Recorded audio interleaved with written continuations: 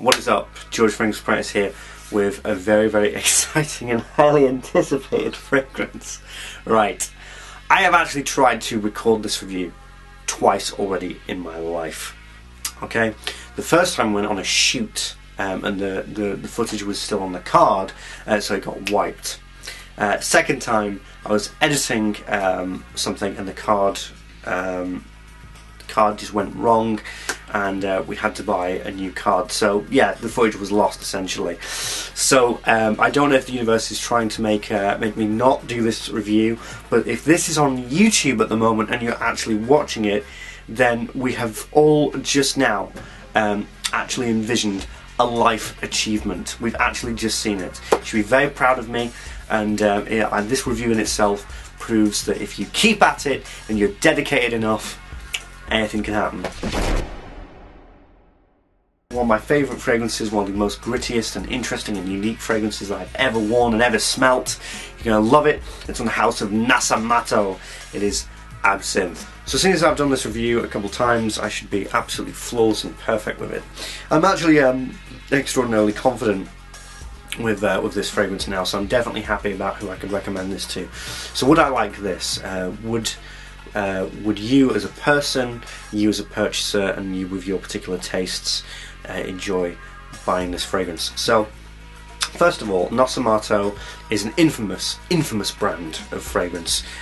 One of the reasons is because of their tiny packaging. This is only a 30ml and that's the only fragrance, that's the only bottle size that they do. And the second reason is because actually their fragrances are very unique and very interesting and very diverse and very gritty, mostly.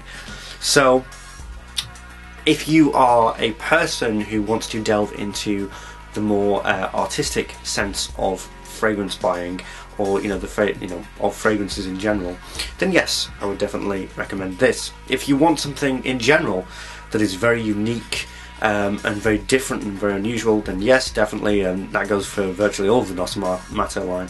But if you're interested in a deeply masculine but versatile fragrance, I would recommend this as definitely. This is one of the most intoxicatingly vibrant and mature and masculine fragrances I've ever smelt. So let's get into it then with the presentation. Presentation-wise, Nasomatto, again, it's one of the big things of infamy for them. This bottle is a 30ml bottle of Extract de Parfum, which is the highest concentration of perfume. And it's the only size that you'll ever be able to get of it, ever, unless you decant 2 or whatever. And as far as official bottles go, this is the only size that you will ever be able to get. Now, the thing that I love about this is that this completely draws in a collector. We are human beings, we have evolutionary factors, and we are attracted to things that are rare. We are attracted to things that are scarce. Things like gold, silver, their value completely increases. So let me tell you something, I'm just going to tell you openly.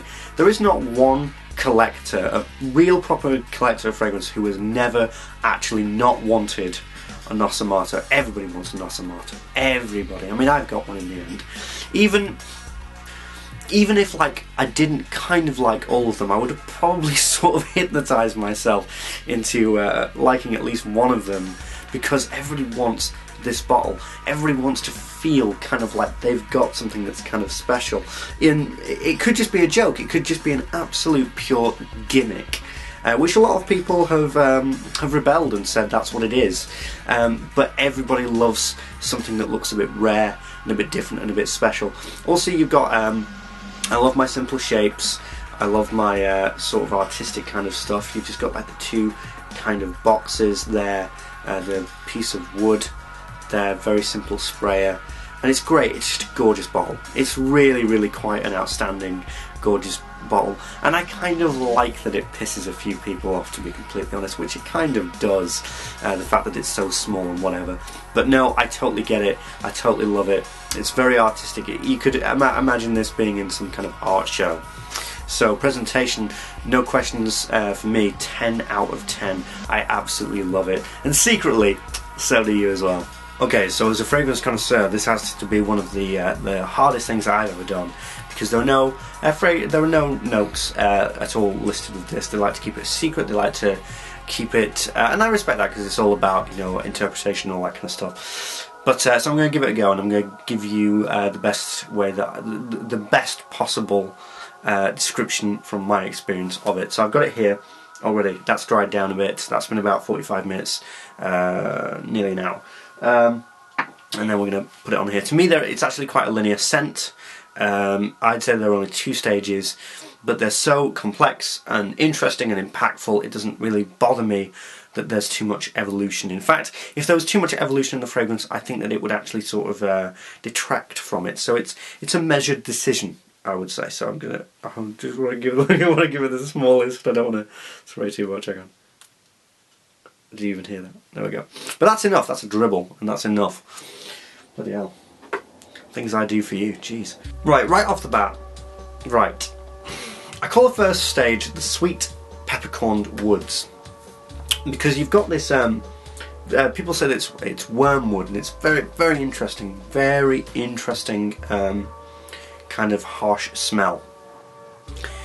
But there's a sweetness to it. But you know what it actually reminds me of, completely off the bat?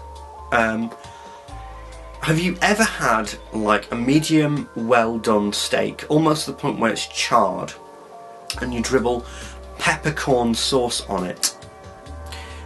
That's what this smells like to me. That's what it's always smelled like. Quite a burnt, like almost like overdone steak. Yeah, like a burnt steak, burnt meat, and peppercorn sauce. I don't know if this sounds good or not. I know on paper, but that's what it smells like. But it works, and I really like it. I really like it, and that's where this sort of gruff, masculine kind of edge comes into it. I mean, wearing this, you do feel like, I mean, your chest hairs, even if you're a woman, chest hairs suddenly, you know, come out of nowhere, and you have the urge to go into the woods and wrestle bears and chop down trees. But yeah, it's very deeply masculine, but it has a restrictiveness to it, has a security to it. It has quite a temperament. It's all very, oh, how do I put it? It's very methodical. It's a very methodical scent. So the second stage is the sandy woods, and this is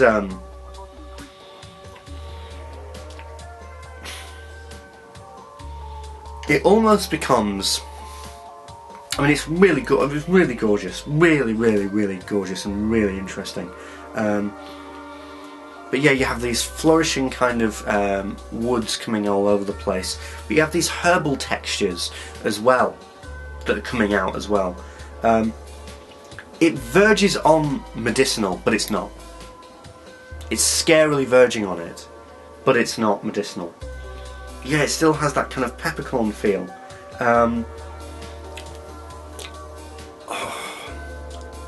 What am I trying to explain to you here?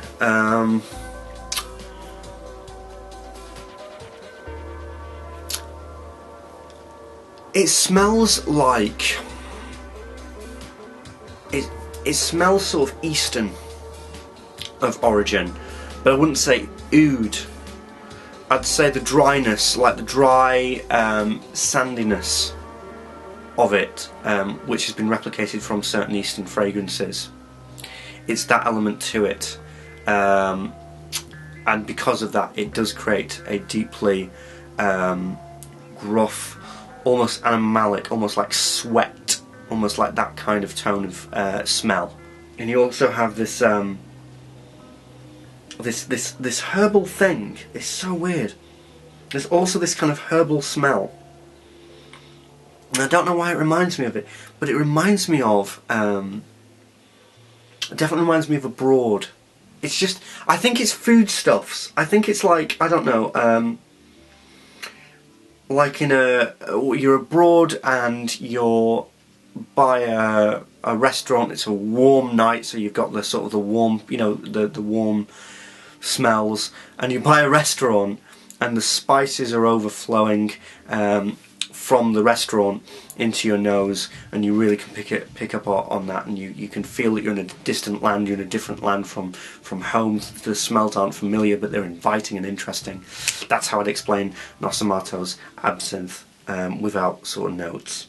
So there we go. That might be a bit all over the place, but I've really tried to do the best that I can. So there we go. Performance-wise, this is not as insane as what you'd think for this kind of smell, but it lends itself to be able to be worn in spring and summertime. So with projection, you start off with a heavy scent cloud, heavy scent cloud, and then it sort of just like dies down. And it's really like a fader, to be completely honest, of the whole kind of spectrum. You start off really heavy, and then it goes down, and then it goes down, and by about the 4th to 5th hour it's a skin scent, but it has a very natural like sort of decline. So the projection's kind of what you'd expect, really, but it's the longevity that is the issue.